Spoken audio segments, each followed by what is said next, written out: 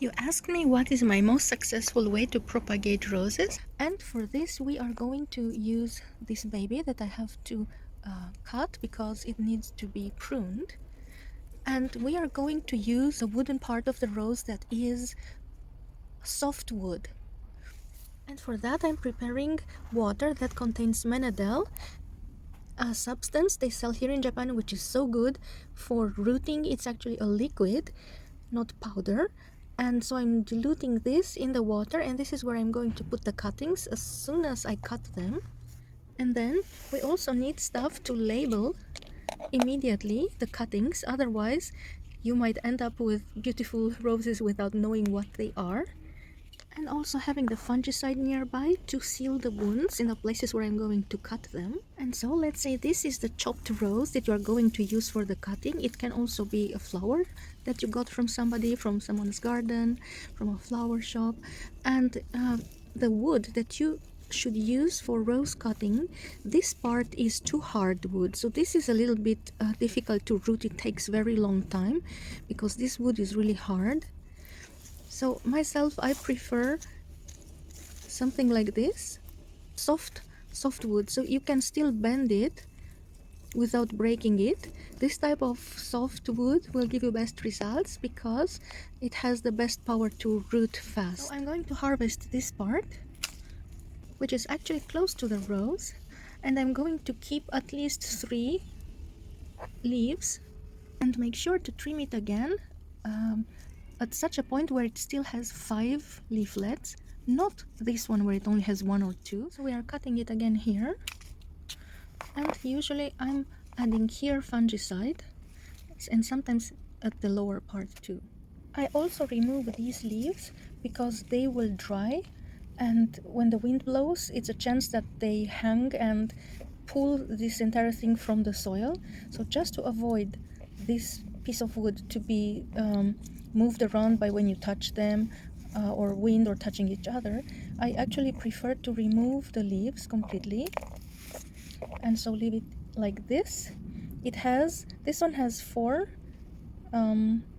points from where the buds can come, and now it needs to get the fungicide, the label. And also I let it in this water for a couple of hours.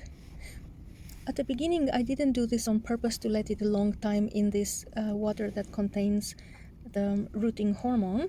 It was just because I was too busy to do them immediately, so they ended up like 24 hours in this water. But I noticed that the result was good, so now I'm doing it on purpose to let the roses in the water that contains this menadel. Make sure to remove the leaf gently, or otherwise just cut it off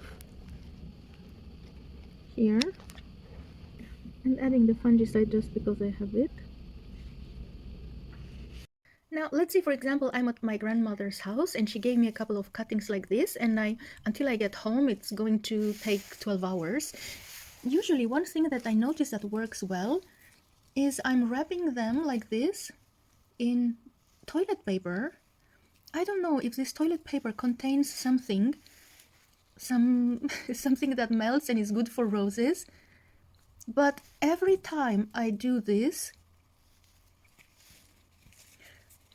and then add, so here we are, just like this, simple. Here they are in toilet paper, and then adding this in a plastic like this, Ziploc, and then adding water, a little bit of water in here. Okay, something like this, a little bit more water maybe.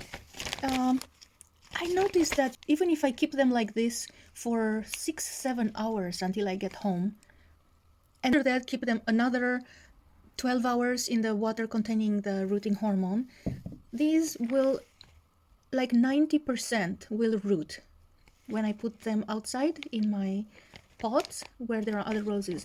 So if you need to transport these, let's say you get them from a friend and until you get home, this thing is really good. It's really good for the roses, and In my case, it leads to a very great success rate to do this before planting them. And so I'm not sure if there is something in the pulp of this toilet paper that makes the roses happy.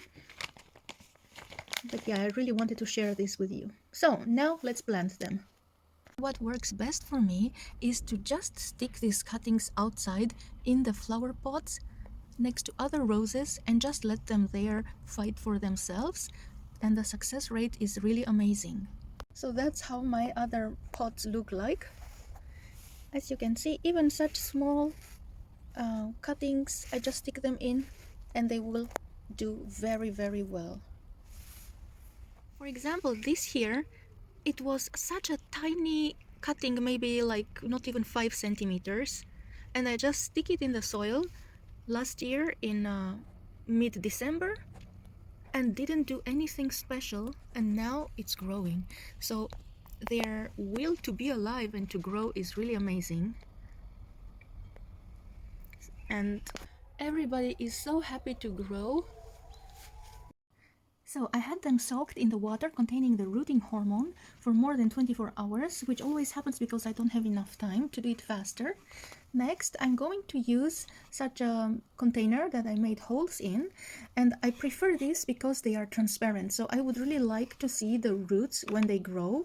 And we will proceed to add some stones at the bottom. So first adding some net, and then on top of it the stones.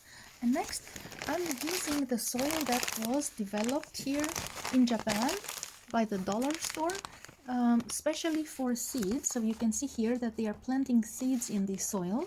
So recently I'm using this one, and it's very good, and it's made in Japan. So it's a soil that is quite aerated. Probably it does not contain any fertilizers. So this is how it looks. It's very light and fluffy. This year probably it is charcoaled rice hulks or something like that. So here it is, to stick them inside about that much. But before that, I'm going to add water to the soil to fix the soil in a good position. And when the soil is fixed with water, then I'm going to stab these like this one by one. Another important thing is you must make sure that the piece of rose that you are adding has these little buds, and that they look healthy, and see like here and again here, because you know, like sometimes when you buy a bouquet, like a flower bouquet, they are cutting away all the thorns, and in that process it also happens that they are cutting away these buds. And if that is done to the rose, you can keep it in soil for 8 months. It will not die, it will grow roots, but it will never bring out any shoots because these are disabled, these little leaf buds. So you definitely need to have at least 2 of these on your stick. For example, if you're trying stuff that you buy if you receive flower bouquet from someone and you want to keep those roses in your garden, there is a high possibility that the stems are treated with some substances, chemical substances, to make the roses last, and so they might look nice, but they are dead inside, or the buds might get killed when they remove the thorns. So that is another reason why it might not be successful when you try to propagate roses from flower bouquet that you got as a present.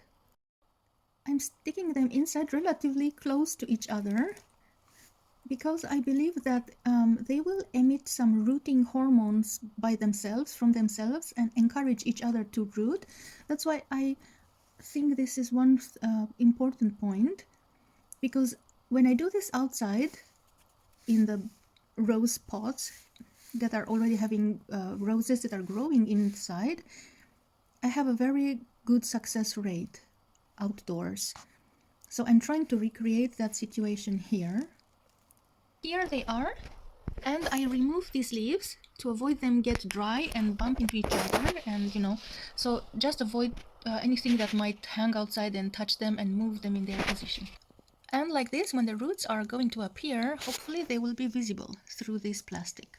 It's a little bit crowded, and now I'm going to add a little bit of substance containing the rooting hormone. So I'm using something like this for this procedure, and I'm giving them water like this every couple of days to keep the soil moist.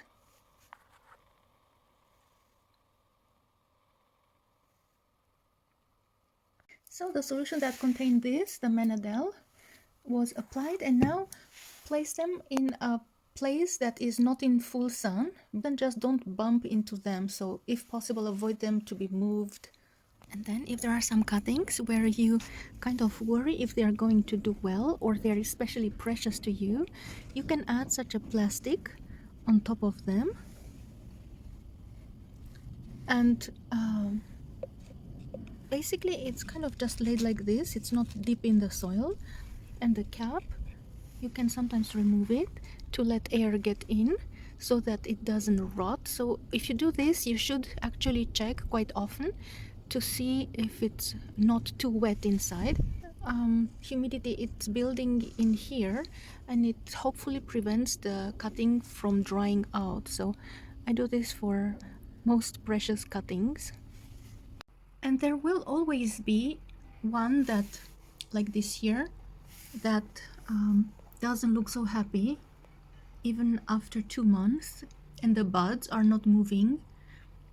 So I think I will, yes, didn't work out. That's why you should cut and have about 3 such pieces, and hope that at least one of them will grow. Another thing that can go wrong when you do rose cuttings is that the rose, like this here, chooses to immediately put out leaves because maybe it's so happy that it's in a wet medium. So it will start to shoot those leaves even though it does not have any root to support them. So you would really hope for roses to not do this and instead keep the buds closed and form roots down. See, this one is about to wilt because, yes, it did a mistake. Now there is nothing to support this growth. You see, it put out all this growth even though down there it has nothing. And this here is the opposite case where the upper part gets dry. You would think down in the soil it's still green, so it might put roots. However, even this one is a lost case if the upper part gets so dry. And here they are 20 days later. Nobody died.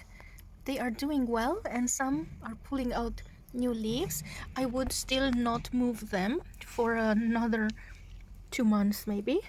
And I left them outside in the rain and cold, hot weather. At this point we cannot see any roots yet after 20 days. But they are all doing fine. They are not rotting. So it should work out. However, really my best recommendation is to place them in other flower pots like this together with other roses. That is the best result for me.